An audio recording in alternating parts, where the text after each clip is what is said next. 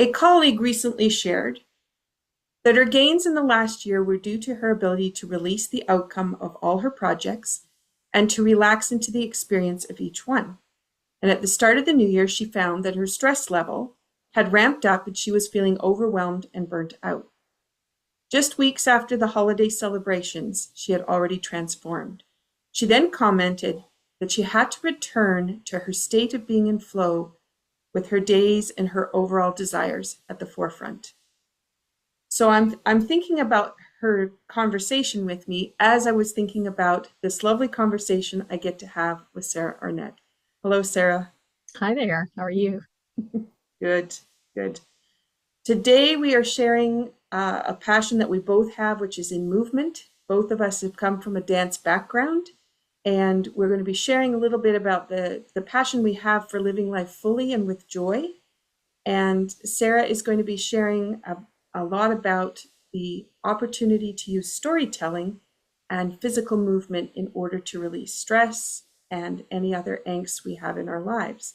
But I want to tell you a little bit about Sarah first so you can get a feel for the incredible background that she has. Sarah is principal for Ampersand Box Coaching and Consulting. She focuses on leadership development. Business coaching and change management are also a part of that. And she's introduced thousands to the power of choice, of using the yes, the and playing in the sandbox, play for life and work. She's a coach. She facilitates leaders doing mirror work, looking at the self, and window work, looking at the team, the organization, how they're working together. And she helps them leverage their skills, abilities, passions to maximize results and to create efficient teams and organizations. Sarah's coaching clients have experienced success in the following areas: career advancement, performance improvement, leadership presence, community skills, and team effectiveness. Sarah is the overall package. She's on call at the faculty for the Center for Creative Leadership, which facilitates leadership programs that go across the US. And she's board certified as a coach and certified change management professional. All this from a dance background. I always love that, where our skills in dance take us. And when parents are putting their children through their programs and wondering what will happen, you never know what those skills are going to develop. But I love what dance brings to the forefront. So Sarah, thank you for being here today. Welcome. Thanks for having me. So I need to start this conversation with a cup of tea. So what cup of tea do you have with you today? I have organic eggnog chai. Ooh. Very. And I bought a lot of it because I found it last Christmas. I love eggnog. I'm like one of few people that like egg. I love eggnog and fruitcake. Not many people like those. Anyway, I tasted this. I got a little sampler and I liked it. So I went back and got some more. Oh, I love that. There's an eggnog recipe for those people listening on my website for capebretontea, which is the full eggnog with the whipped cream and the whole 9 yards, but it's infused with tea. And so there's some different blends that we recommend that give you a really nice flavor. But I love the idea of the eggnog chai. That's beautiful. Yeah. You want to know what's in it? Yes. So it has it on the back. Cinnamon. Is it cacao nibs or cacao nibs? Mace, cloves, nutmeg, vanilla, and natural organic eggnog flavor. Whatever that is, the mystery ingredient. Oh, that's beautiful. And now that you've said all those herbs, that's also powerful for us because those herbs come on a conversation with us today. And all of those are really nurturing opportunities for us, those kinds of herbs put together. And we know that because in the wintertime, it's nice to sip on those and inside where it's cozy, where outside it might be in a nice blizzard. The snow's coming around, but we have this opportunity to be cozy and comfortable and reflective. And that's what those ingredients provide, which is so great. Yeah. And what mug did you choose? This is my mug. in the house. So I have had this for 40 years. I think some friends of mine gave this to me when I lived in Savannah, Georgia. It's got motivational statements all, just running together with this rainbow of colors. And I've kept it for 40 years, and this is what I drink coffee or tea out of every day. So, I love it. I love it. And I always love asking people about what kind of mug they're using because they always come with a story. But that also is another way of us setting up our day or setting up our intentions. And I love yep. that. That's great. I wanted to focus today. We're going to be talking about a special program coming up. We're going to be talking about your background. So I was trying to highlight what could I bring forward for people that is going to be in the self-care realm. And I focused on HoneyBEE, which people have heard me talk about before. And I'm going to just hold the package up so people can see. If you're on the podcast and you're listening, I'm holding up a package that has a circle kind of symbol in the front corner. And that tells people that this actually balances the 5 elements from Chinese medicine all at once, based on the ingredients. But today I'm going to just highlight 2 that I thought would come into our conversation, and with the herbs that you chose, this will be great. The affirmation that's on the front is feel the boost of your spirit and the playfulness and joy that transpires. A zest to life is encouraged with each sip. So this is about finding that playfulness, finding that opportunity, which I love about your brand and your company name, going to the sandbox and going back to playing, especially as adults. And that's what I had hoped for when I put this tea together as well. And it comes with a book. So if people are looking for some simple tools to help with stress, then it's the BioEnergetic Essentials book, which they can get at canbewell.org. And you can just find it on the main page. But I want to talk about the tea. So HoneyBEE. So I'm going to hold this up. I've kind of moved to clear colored so people can see the color and engage with color. And if you'll notice, we have a storm going on outside today. I have a snowman inside my mug, which is very fun. I couldn't tell if that was inside the cup or on the outside. Yeah, no, it's inside. So as I sip, then the snowman starts to be revealed. Oh. Okay, I'm going to highlight 2 ingredients from this blend. So we have vanilla. And the thing about vanilla is, and this is why I chose it, because very often when we go to baking, one of the first things we do too is smell. And I just wanted to highlight today, as we go into the conversation on movement, that one of the first things that happens is when the sense of smell is engaged. So you get that cup of tea and you smell, then it goes right back into the limbic system, which is with your emotions, but it links up to the motor system for you to get moving and to have that opportunity to be unfrozen.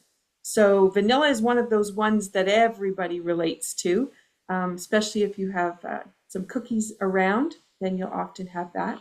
And if you think about eggnog has that, sometimes has vanilla with it as well. So I wanted to bring that little bit of forward, but I also want to just share with you. Vanilla opens our ability to reach for our goals and provides an ascension to realizing new potential ways of reaching dreams. And awareness is going to provide us with insight, and that comes from vanilla. So it has a little bit more to it than we think. And then the second part is the honeybush. And honeybush I've started adding in with teas where you want to get rid of the bitterness in them. And then honeybush just gives it a little bit of lightness without adding any sugar. And this helps for nurturing a sweet life, finding the pleasures of experience and the joy of playing. So it's a perfect ingredient to add to our conversation. So Sarah, thank you for sharing with me about the teas and bringing things forward. So cheers. Thank you for joining the conversation. Mm-hmm. All right. So that's the second part. We smelled first, then we get to taste. We have our senses engaged, and now we can dive in. So Sarah, do you want to tell me a little bit first about what it means for you to invite people to play in the sandbox? My company name, Amper Sandbox, was started, I don't know, sometime I created that sort of on a whim to get, I worked in an open work environment, not as many walls. And so we had many divisions. And so I tried to put a question up. I mean, it could be anything like, where's a good place to go for dinner? Or who has, a template for budget, something. It could be sort of business. And then people could, as they go by, could write an answer. So you get sort of the collective wisdom. And so I called that ampersand box originally, and really like that sort of play on words. And I think because my work touches, I mean, from my view, we have one life. We sometimes say I have a work life and a personal life. We really just have one life, and it has components to it. So it's really one sandbox, and it has many aspects to it. So having that, as you said, the playfulness and the creativity that children have in sandboxes about creating and making and then messing it up and starting over, and the feel of the sandbox, just sort of really resonated with me. So I think I work with people, and it impacts their personal and work life and whatever else kind of life they sort of divide their life into. So it's a holistic approach, which I think you and I both share. Mm-hmm. Just as you were saying, because in my mind, when I was typing sandbox in, I was thinking of the sandbox that I had as a kid, and the wooden box that Dad made us, and trying to dig ourselves down to China, All right. taking all the sand out of the box. But as you were saying that, as touching the sand and manipulating the sand and changing, I hadn't thought about that. But as you were saying that, there's another sense that we brought in. So we're now talking about more than just that smell piece. But you actually brought that to me in that, yeah, we can manipulate and change that. And then that led to, I could hear the ocean. So as soon as I started thinking about playing in the sand, then it was like, oh yeah, and there's the water. Um, so beautiful. So I had to bring that in because that brings more senses to us. And it allows us with that opportunity to remind ourselves where we may have forgotten, just as I had, how much fun that is. Um, And now okay. they make, have you played with the kinetic sand? Yeah. Oh, that's great stuff. If people don't like sand in their house or the messy, like I'm a no glitter in my household. So some people might have that about sand, and that kinetic sand really of that lovely being able to just mush it and mold it, and it doesn't make a mess. So Yeah. that's also great. Yeah. I'm laughing about the glitter because one, there's always been, as a dancer, right? There's always sequence somewhere. There's always glitter happening. And but what I'm thinking about is I have a sign here that if there's sand on the floor at my house in the summertime, then it means my priorities are right because I have more time at the beach than I am worrying about cleaning. Yeah. Okay. When you are working, because you're working with adults in leadership and you're supporting teams and bringing people together, what do you find they really struggle with having forgotten how to play or how to bring in that joyfulness of living? Well, I don't know how it is in Canada, but in the US, we have a strong culture of, get her done first, play after all the chores are done, play later. I was just at a retreat where we were talking about wonder and play just yesterday, and we talked a little bit about that. The culture is, production and check off the list and those kind of things. So, um, it's okay to play as a child, and then you're supposed to grow up. And so so much research is now coming out about play, um, is important to work. That's where innovation and creativity and new markets come, and new products and new services come from play.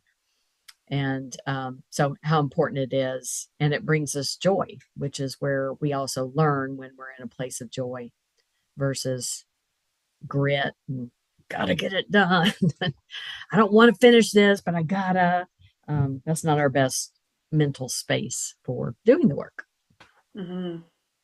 I'm thinking So, about, oh, go ahead. well, I just think people feel like as a grown up, it's just they don't have the permission to play. Hmm. I was thinking about how roles have changed in jobs because it used to be more assembly line like and your hierarchy in the office. And so some people got to be creative, some people were the to do people.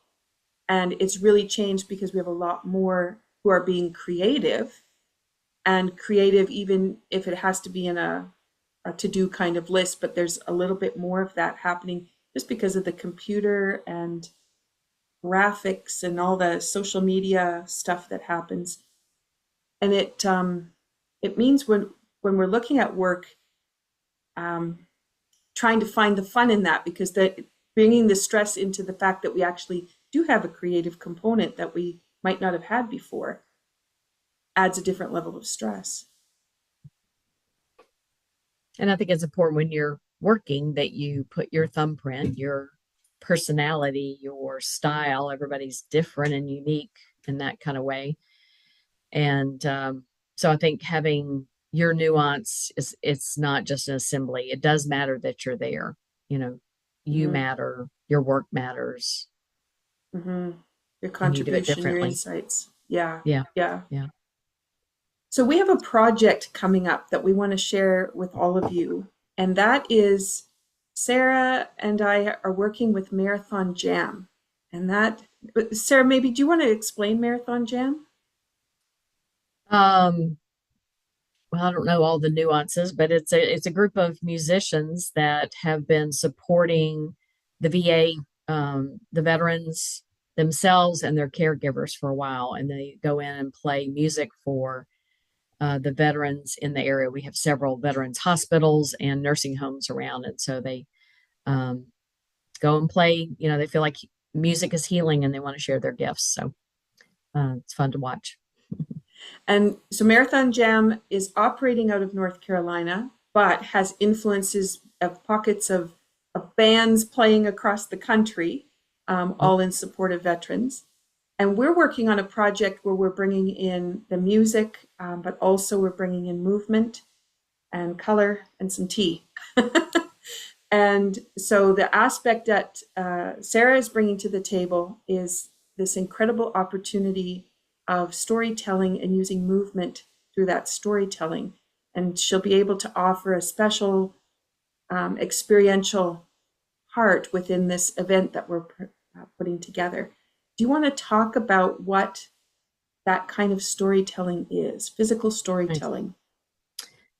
So I have a clinical background as a psychotherapist, and I specifically a dance movement therapist. And so I worked with behavioral health patients for many decades, adult and adolescent and children, with movement as a form of psychotherapy. So when we have emotional challenges or diagnosis, it doesn't just happen from the brain up; it's in the whole body. So helping people express themselves, stay connected to their body, um, be in communication and relationships with other people, not shutting down. Um, so that's I worked in that kind of inpatient outpatient for decades. At the same time I started doing that, I also became and introduced to storytelling. So I consider myself a story listener, professional story listener. So we have this great network of storytellers in the US and around the world, but we have the National Storytelling Festival, which is a place where you just go listen to stories, the best storytellers around the world. So there, 10,000 people used to come to it prior to COVID, but it's been going on for 40, 50 years. I can't remember. And I've gone 32 years in a row until last year when Helene came through and we needed to focus on people's lab, more basic needs right then. So, Mm-hmm. um, so anyway, I sort of fell in love with storytelling. Um, Again, feel like I'm more of a story listener, but one of my colleagues in the dance therapy world, um, she and her husband, so Connor Kelly and Steve Harvey, created this modality called physical storytelling. And I've been following them, studying with them, exploring how to use it in my work. And I'm no longer a psychotherapist. And I find that this physical storytelling is still helpful and helps people instead of playing it through their head. So physical storytelling is helpful when somebody has a challenge, a memory, a struggle, a replayed story in your head that you just play over and over and over again. Nick Petrie's research on that type of thing where you just play it over and over, you get the same results. Some people said do the same thing, trying for different results is called insanity. But this is when you just literally your brain just replays. And he calls that rumination. And it's an amazing, scary statistic about how much of the time we can get caught in rumination and just sort of put ourselves to sleep by just replay. And it didn't get us anywhere new. So the physical storytelling helps people verbally tell a story in a group setting, and then the audience or the group members become movers and retell their story in movement. And the original storyteller gets to watch it instead of relive it in their head. Because, if it stays in your head, it just gets warped and gets bigger usually. So having it some distance to it and you watching somebody else moving out your story, and several things happen. It is a great way that the group members literally step into somebody else's world. That's the true definition of empathy, is I am now being you, or I'm being selected to play a part of the role. And because I'm me and I have a unique perspective, the way I'm going to do that is, has my thumbprint on it. And so it might be slightly different than the storyteller. And so they have an option to have some variation on endings or how you move through it or what you can respond to. And just having that distance, it's been amazing that people have seen new insights from that distance and having somebody else be a part of their story and retelling it in different ways. So Wow. it's can be powerful, it can be funny, it can be delightful, and it can be hard. And it can be hard. Yeah. Yeah. For those people that don't like to look in the mirror, Yeah. it can be very difficult. Yeah. But the other side of that, I'm thinking how interesting to be able to observe, especially if you have people playing other people in your life, to be able to observe even one of those people and realize the impact of the situation on that one person. So we're talking about empathy, and that's kind of that global empathy of the group, but then there's that piece of if you might have missed how much impact that situation had for that one person. Much better And understanding. Mm-hmm. yeah, as you say that, one particular physical storytelling that we did was a woman that said that she got, it was college, high school, I can't remember, I guess younger maybe in high school. And it was report card time, and she brought her report card to her dad, and he said, you didn't get it. I see you got an A, you didn't get an A plus. And she said, they don't give A pluses, they just give A's. And he said, then you didn't work hard enough. And everybody in the audience just went, oh, you could just like, oh, so, this driven, like she just never could measure up for her dad. So she picked somebody to be her and somebody to be her dad. And what was interesting, it was done at, on a stage where there happened to be a piano. It just, something else had been there. So we had to work around the piano.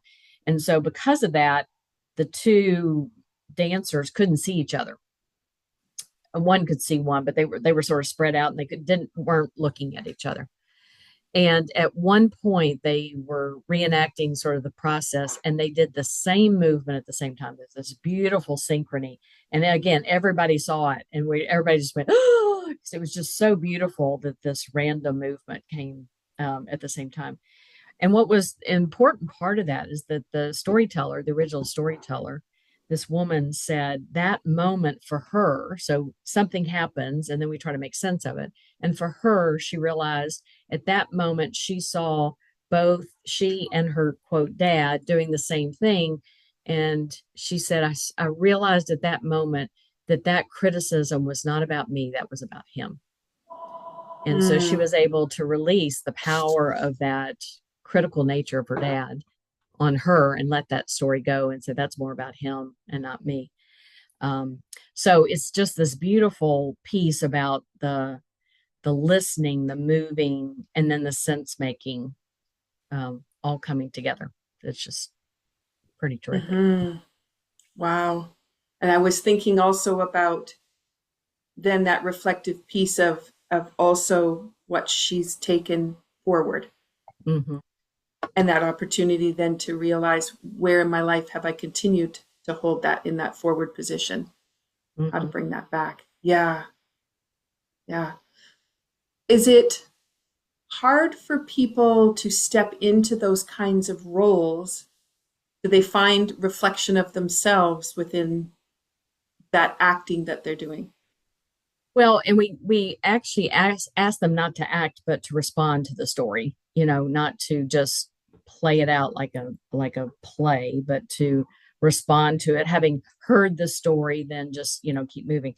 So you and I both know that yes, people don't always like to move, right? So sometimes people freeze. Like, can you just move a little bit? It's like, um, and again, I was in this retreat yesterday, and we were singing, and we were doing artwork, and we were doing movement, and people had various comfort zones with each of those arts. And so I take for granted that people, oh, just move around, and people are petrified about that. So I often, and April at this uh, piece that we'll be doing, I often do a warm up because people um, don't understand the language of movement. They don't know how to move, or they don't feel like they. And of course, I usually say if people are walking, they know movement and they know rhythm because you walk with a rhythm and those kind of things. So I took an art class one time with drawing on the right side of your brain. I don't know if you know that book. So they said draw your hand, and it looked like Peanut's hand. It just looked like a child's drawing. And then we went through this book about the different chapters and how to draw and what to think about. And then I drew my hand, and it's sitting right across the way. I'm looking at it right now, and it keeps inspired because like I drew that, like that actually looks like my hand. I was just dumbfounded by how well I could draw given some instruction. And it was just a couple, within a couple hour frame.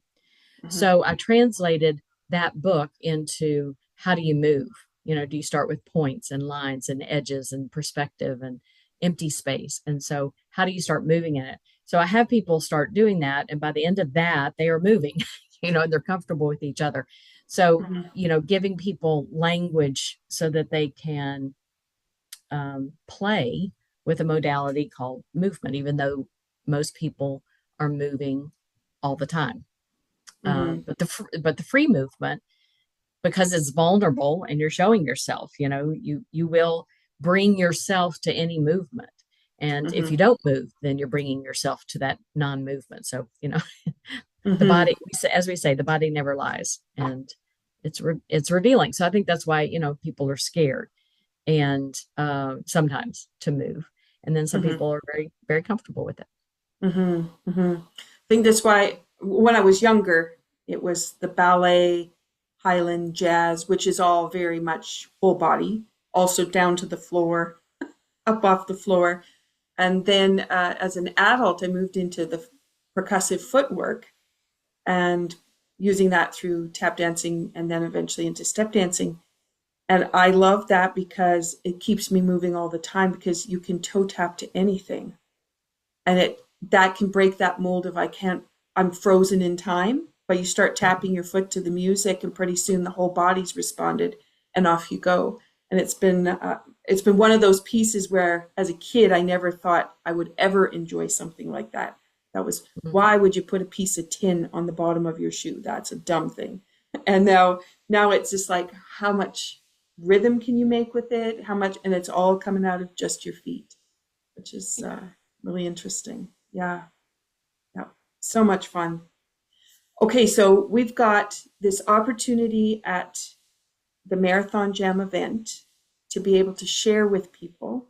So we'll have caregivers, we'll have the opportunity for those people who work with people who've had different traumas or events in their lives that they're trying to work through.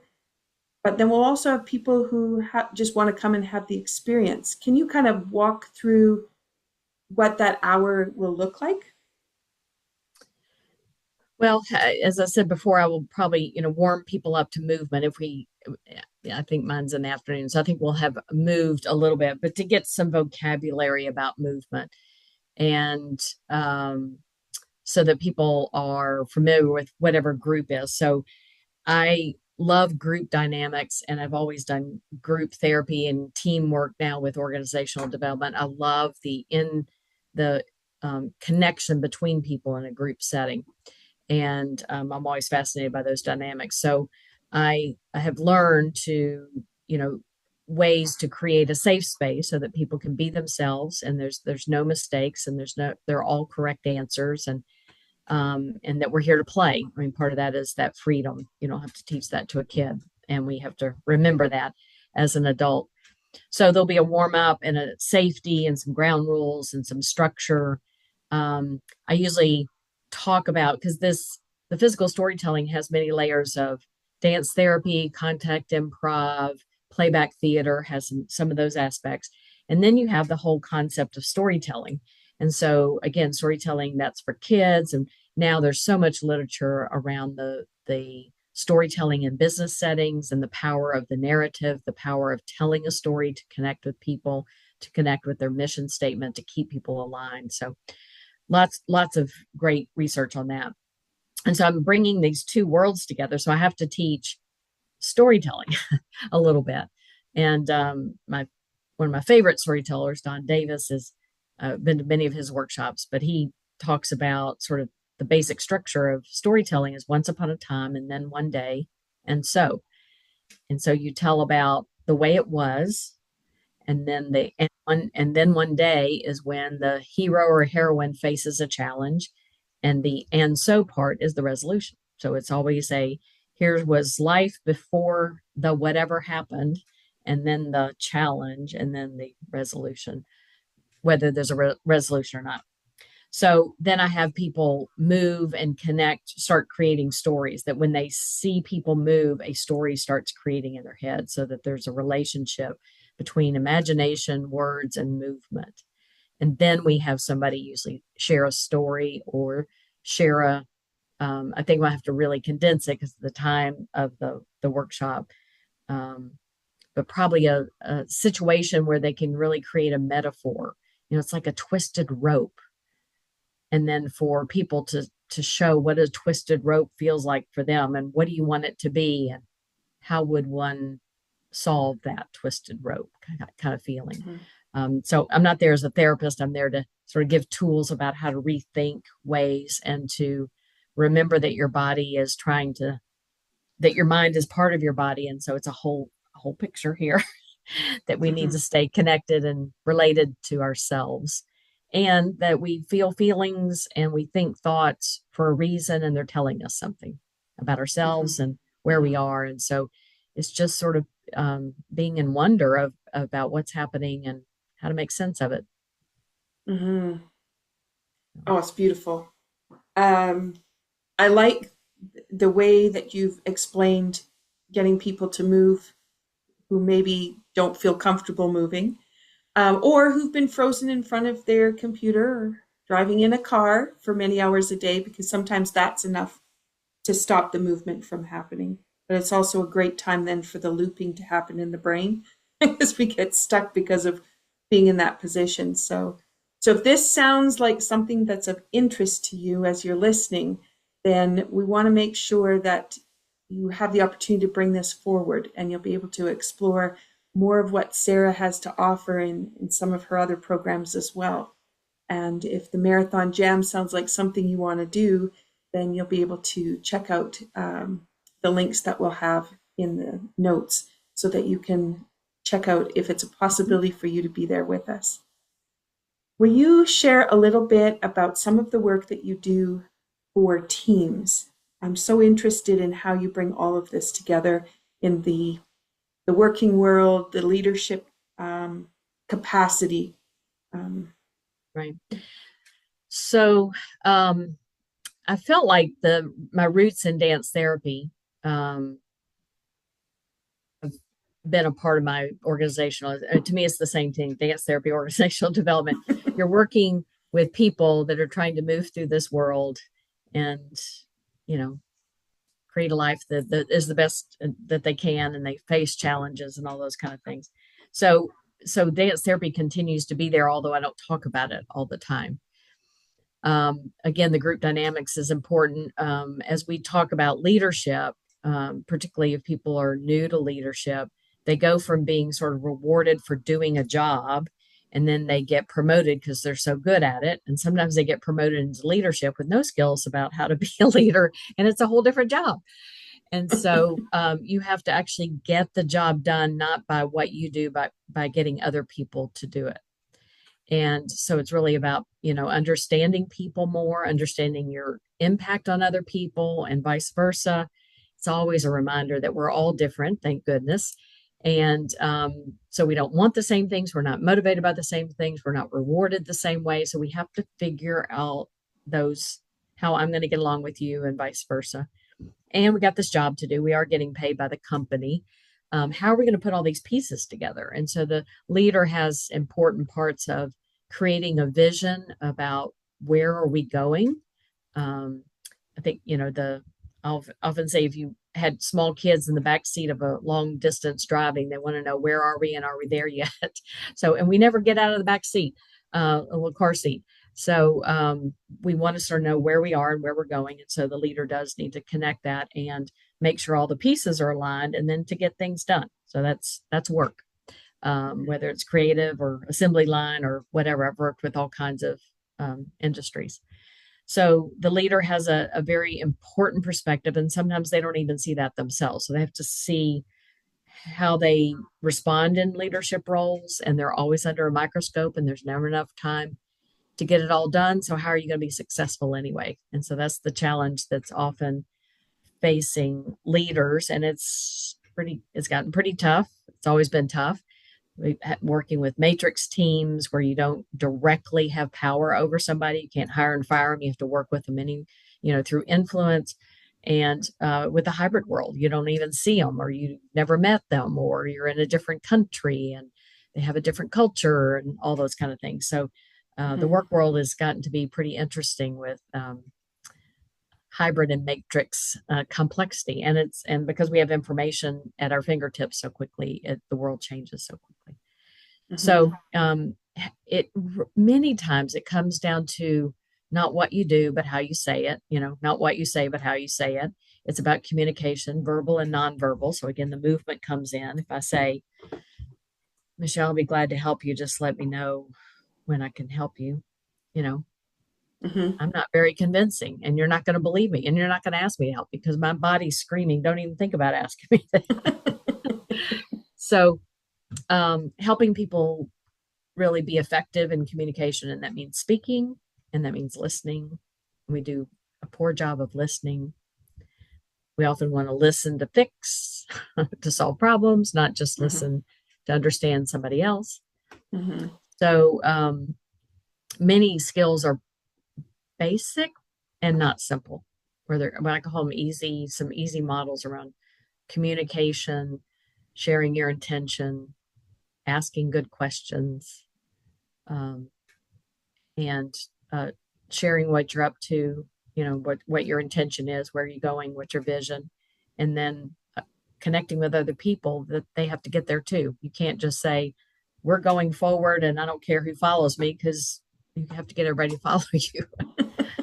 So I'm fascinated by the many, many ways that people do that very successfully. And sometimes they get stuck in ways they can't see dynamics, or they've never had a person like Jose that does this, or Mary who does this. And so that's also their growth edge, the leadership, learning how to navigate all that.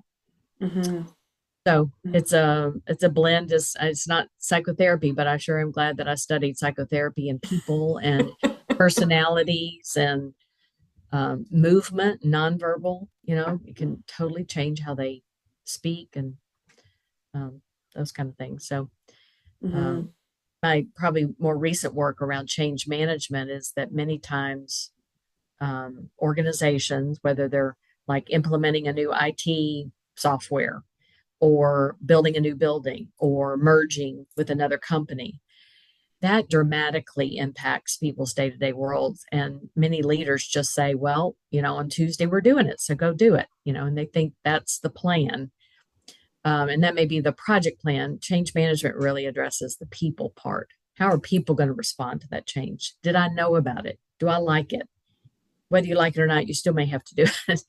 And how are you going to get there? How are you going to change your life? Sometimes it means you have to really rearrange your whole life, and we don't like that, being told to do that. Some people say, people don't like change, and I don't always agree with that. People don't like change that they didn't come up with. Because, if you want to try a new restaurant or get a new hairdo or buy a new outfit, and you want to do it, you don't have any problem changing all that. Being told to do is where we get, I think. Well, and being put into chaos. Right. Because the systems aren't there anymore. And, right. Who do I turn to get that question? They're not there anymore, or their role changed. Yeah. Right. And people want to feel confident and competent in their jobs. And so if you change what I do, and I don't know if you've ever had this experience, I've had it many times, like something's changed at my house. And so the coffee maker is broken. So I can't have coffee in the morning. Well, then I get all screwed up in my whole day because that's a part of my routine. I don't even think about these routines. And if you change one thing in my routine, it sort of throws me off. And the brain really likes to figure out a pattern and then stick with it. So this changes the pattern.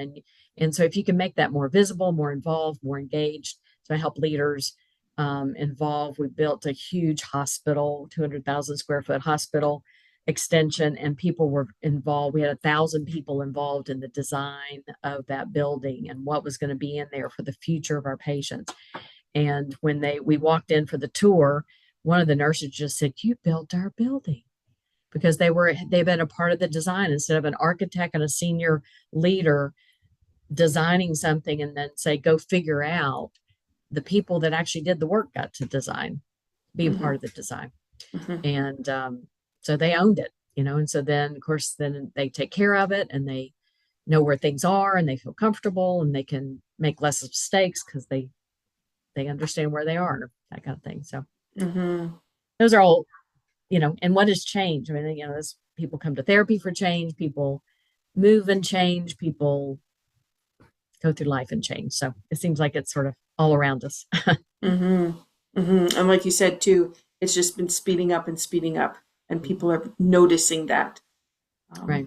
Yeah. It's not just one change. It's probably you have something at work going on and at your work, and maybe it's your faith community, and your neighborhood's doing something, and it just feels like it's like, stop. I can't do it. Yeah. Let me just work on tying my shoe right now. Let me just say, I'm going to have my tea. That's going to be my constant. Yeah. Yep. Well, and that's what I do. And I had tea in my life before the tea company, but since then I'm really deliberate about what tea I choose, where I take the tea, and when I offer it. And around here, I live in Cape Breton, and the first thing you get asked when you come in the door is, do you want a cup of tea? And if you say no, that's an insult. It's like, yes, you'll want a cup of tea. And that opportunity to just set up the relaxation right at the beginning, because that's what the cup of tea brings. And it's like, you say, would you like a cup of coffee? It has a similar connotation, but then you also have that kind of buzz thought in your mind, like I'll be revved up afterwards. Tea is kind of like you soften into it and let's sit down and have that conversation. And around here, that openness, please come to my door and have a visit. Hospitality, and it's really a dance about the relationship, about, I'm inviting you in, you're coming in, let's sit together, let's sit across from each other, builds the relationship right away. Yeah. So I really try to do more of that and be really present with it, and take time, which is also nice. Because sometimes even here, the people would love to be dropping in and out and everything. It's still, we have a little bit of the pace of the city. So we still have those deadlines and pieces too that being online presents.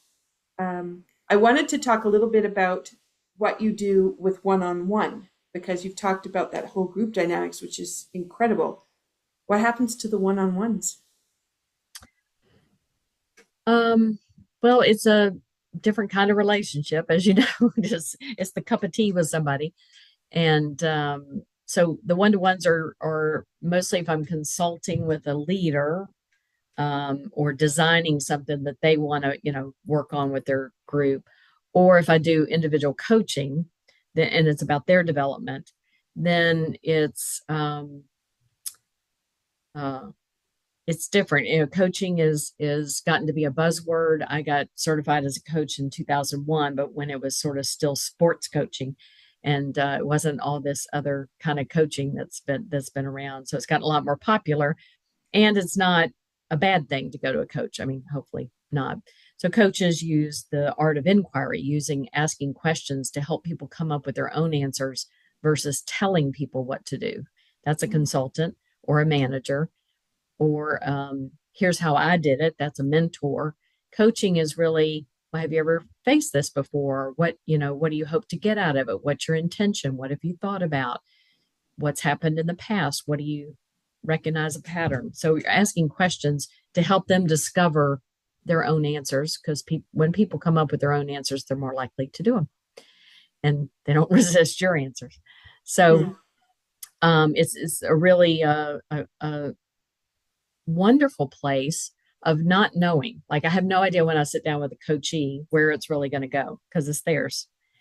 And so in some ways, it's sort of that fascination of like story listening is just like, where's this going? And what questions can I offer that might help them look at their own story sort of from a new perspective or whatever.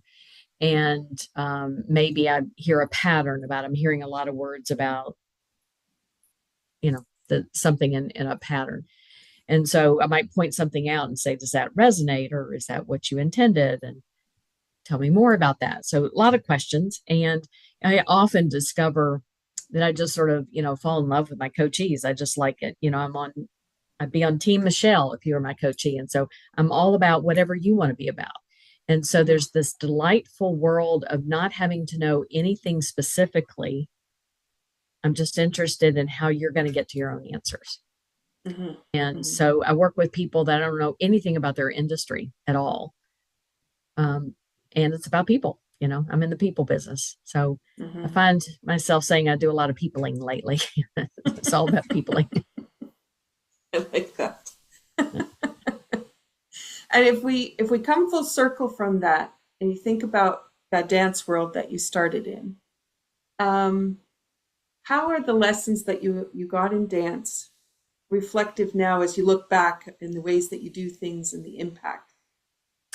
Well, interestingly, you'd say that, and this was not scripted, so you didn't know this, but I wrote a little article called the 5 leadership lessons from the bar, meaning BARRE, because I started as a ballet bar. I started when I was much older. I was too scared to do recitals, so I didn't dance as a child. I was mortified, very shy. And then about 16, I went for the exercise and fell in love with dance. It took over my life. So I wrote about it because the more I talked about leadership, I was like, that's related to dance. I learned a lot of that in the dance world.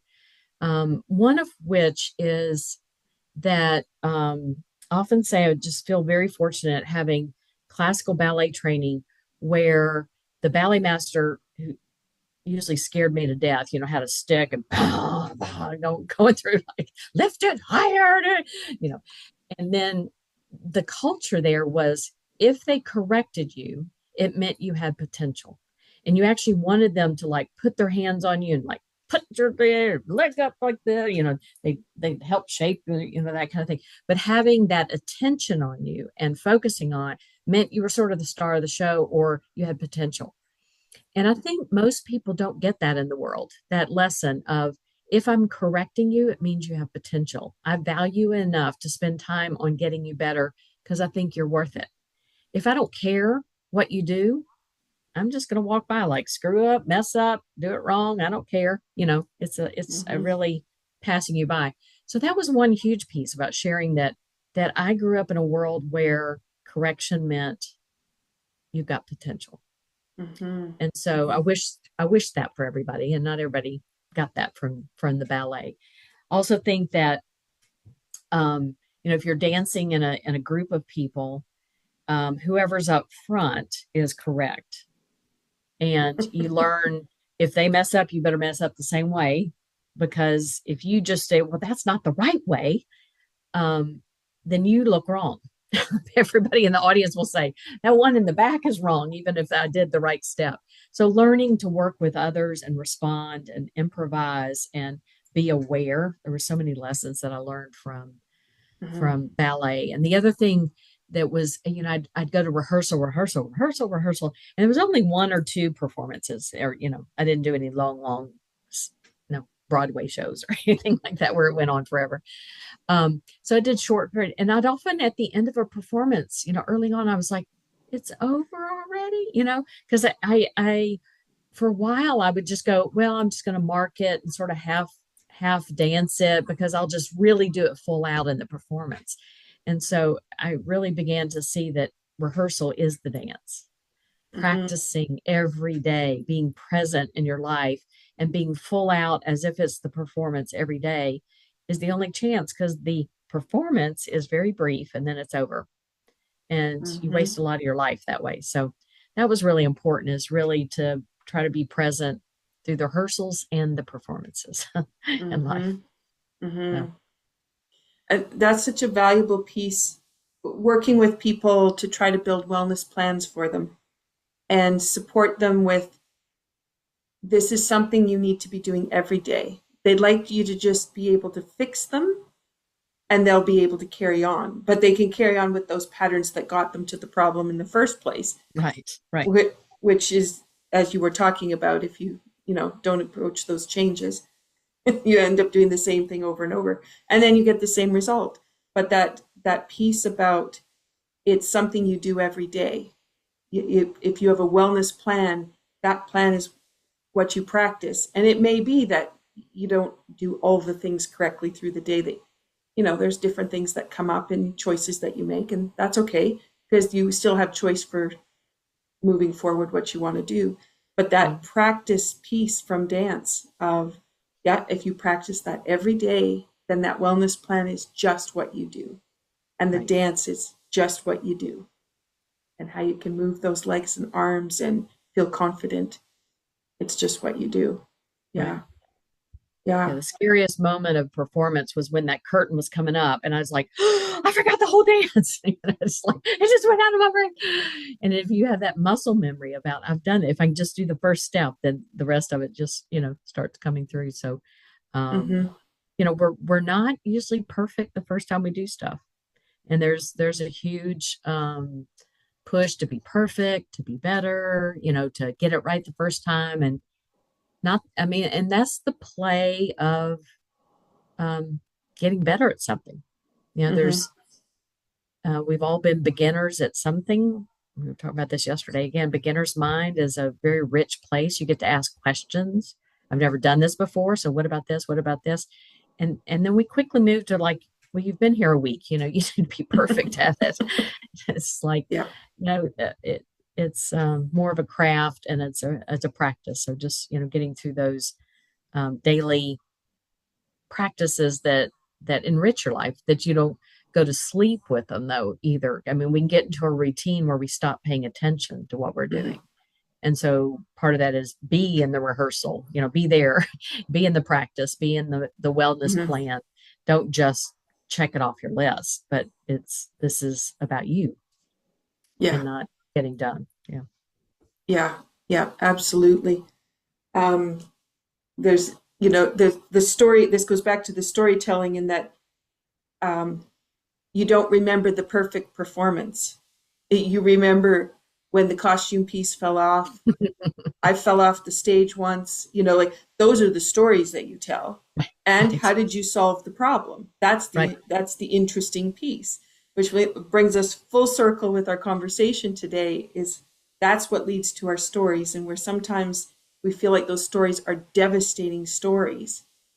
They can have very hard pieces in them, but really the richness is, what did you do about it?